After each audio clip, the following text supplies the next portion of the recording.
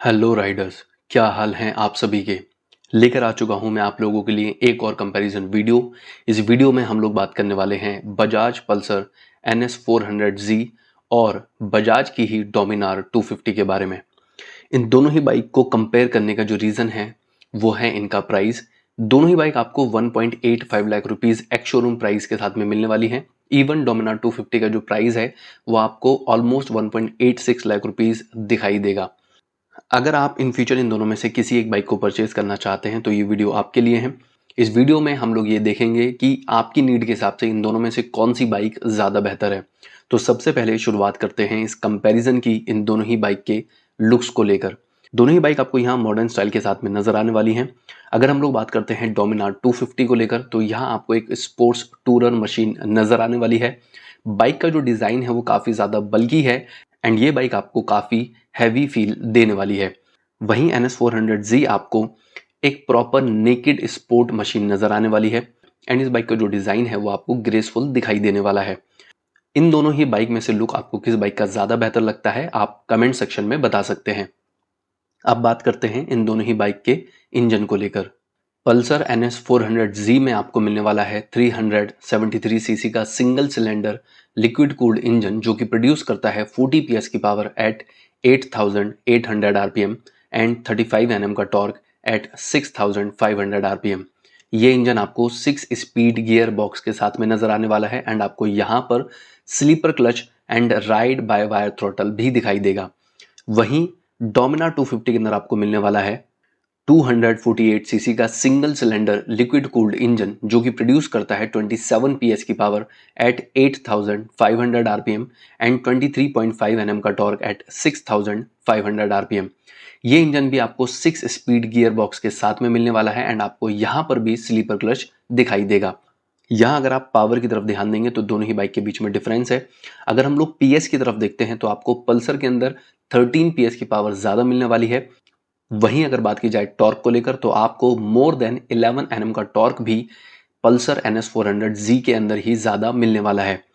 अगर आप इन दोनों ही बाइक को टेस्ट राइड करते हैं तो आपको पल्सर ज़्यादा पिकअप प्रोवाइड करने वाली है एंड जो टॉप स्पीड है वो भी आपको पल्सर की ही ज़्यादा दिखाई देगी।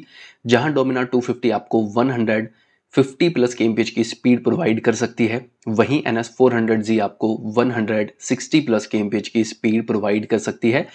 यानी अनडाउटली यहाँ पल्सर NS400Z एक ज़्यादा फास्ट मशीन है। अब बात करते हैं इन दोनों ही बाइक के वेट को लेकर। पल्सर NS400Z के अंदर आपको मिलने वाला है 174 किलोग्राम का वेट, वहीं डोमिनार 250 आपको दिखाई देगी 180 किलोग्राम वेट के साथ में। यानी डोमिनार यहाँ पर आपको 6 किलोग्राम हैवी नजर आने वाली है पल्सर के कंपेयर में। अगर हम लोग बात करते हैं इन दोनों ही बाइक के ग्राउंड क्लियरेंस को लेकर तो आपको पल्सर के अंदर मिलने वाला है 168 mm का ग्राउंड क्लियरेंस, वहीं डोमिनार 250 आपको दिखाई देगी 157 mm ग्राउंड क्लियरेंस के साथ में। अगर हम लोग इंडियन रोड कंडीशन के हिसाब से देखते हैं तो आपको पल्सर 400 का जो ग्राउंड क्लियरेंस है वो एनफ दिखाई देगा। यानी अगर आप इस बाइक को खराब रोड कंडीशन में टूटे फूटे रास्तों के ऊपर भी राइड करते हैं तो ये बाइक नीचे हिट होकर स्क्रैच होकर आपको परेशान नहीं करने वाली है। वहीं डोमिनार 250 का जो ग्राउंड क्लियरेंस है वो आपको ठीक ठाक ही मिलने वाला है। अगर आप इस बाइक को सोलो राइड करेंगे तो ग्राउंड क्लियरेंस की तरफ से आपको इशू फेस नहीं करने पड़ेंगे, लेकिन अगर आप पिलियन के साथ में राइड करते हैं तो टूटे फूटे रास्तों के ऊपर ये बाइक कहीं कहीं पर नीचे हिट होकर स्क्रैच होकर आपको परेशान करने वाली है। मोस्ट ऑफ द टाइम आपको ये परेशानी किसी हाई बम्प को क्रॉस करते हुए फेस करनी पड़ेगी। यानी ओवरऑल अगर हम लोग देखते हैं तो ग्राउंड क्लियरेंस के फील्ड में आपको पल्सर 400 डोमिनार 250 के कंपेयर में एक ज़्यादा बेहतर मशीन यहाँ पर मिलने वाली है। अगर बात की जाए इन दोनों ही बाइक के सीट हाइट को लेकर तो आपको पल्सर 400 के अंदर मिलने वाली है 807 mm की सीट हाइट, वहीं डोमिनार 250 आपको दिखाई देगी 800 mm सीट हाइट के साथ में। मैं ये बता देता हूँ कि अगर आपकी हाइट 5'4" के अराउंड है तो आप आराम से इन दोनों ही बाइक को राइड कर सकते हैं। सीट हाइट की तरफ से आपको कोई इशू फेस नहीं करना पड़ेगा। अगर हम लोग फ्यूल टैंक कैपेसिटी की तरफ देखते हैं तो आपको डोमिनार 250 के अंदर मिलने वाला है 13 लीटर का फ्यूल टैंक, वहीं पल्सर 400 के अंदर आपको मिलेगा 12 लीटर का फ्यूल टैंक। यानी दोनों के बीच में यहाँ आपको 1 लीटर फ्यूल टैंक कैपेसिटी का डिफरेंस मिलने वाला है। डोमिनार 250 आपको ज़्यादा बड़े फ्यूल टैंक के साथ में दिखाई देगी।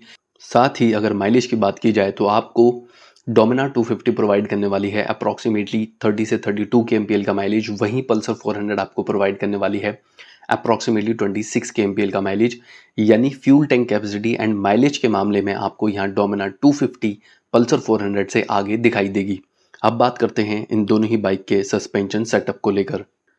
पल्सर 400 में आपको फ्रंट में दिखाई देगा 43 mm upside down fork and rear में आपको मिलने वाला है मोनो शॉक सस्पेंशन। वहीं डोमिनार 250 में आपको फ्रंट में दिखाई देगा 37 mm upside down fork and rear में आपको मिलने वाला है मोनो शॉक सस्पेंशन। यहाँ अगर हम लोग सस्पेंशन की फील को लेकर बात करें, सस्पेंशन की परफॉर्मेंस को लेकर अगर बात की जाए, तो आपको यहाँ दोनों ही बाइक कंफर्टेबल सस्पेंशन सेटअप के साथ में मिलने वाली है। लेकिन पल्सर 400 आपको ज़्यादा सॉफ्टर सस्पेंशन सेटअप के साथ में यहाँ पर दिखाई देगी, जिसकी वजह से हाई स्पीड पर आपको पल्सर 400 वॉबल करते हुए फील होगी। यानी अगर हम लोग ओवरऑल देखते हैं तो डोमिनार 250 सस्पेंशन की फील्ड में एक ज़्यादा बैलेंस्ड मशीन है। अब देखते हैं इन दोनों ही बाइक के ब्रेकिंग सिस्टम की तरफ। दोनों ही बाइक आपको यहाँ डुअल चैनल ABS के साथ में मिलने वाली है। बात अगर ब्रेक साइज को लेकर की जाए तो डोमिनार 250 में आपको फ्रंट में दिखाई देगा 300 mm का डिस्क ब्रेक एंड रियर में आपको मिलने वाला है 230 mm का डिस्क ब्रेक। वहीं पल्सर 400 में आपको फ्रंट में दिखाई देगा 320 mm का डिस्क ब्रेक एंड रियर में आपको मिलने वाला है 230 mm का डिस्क ब्रेक। अगर हम लोग ब्रेकिंग परफॉर्मेंस की तरफ ध्यान दें तो आपको दोनों ही बाइक ब्रेक के मामले में अच्छा परफॉर्म करते हुए दिखाई देंगी। दोनों ही बाइक का जो ब्रेकिंग बाइट है वो आपको एनफ मिलने वाला है, यानी कि आपको इन दोनों ही बाइक को राइड करते हुए हाई स्पीड पर भी अपना कॉन्फिडेंस लूज नहीं करना पड़ेगा ब्रेक की तरफ से। अब एक नज़र डालते हैं इन दोनों ही बाइक के टायर्स की तरफ।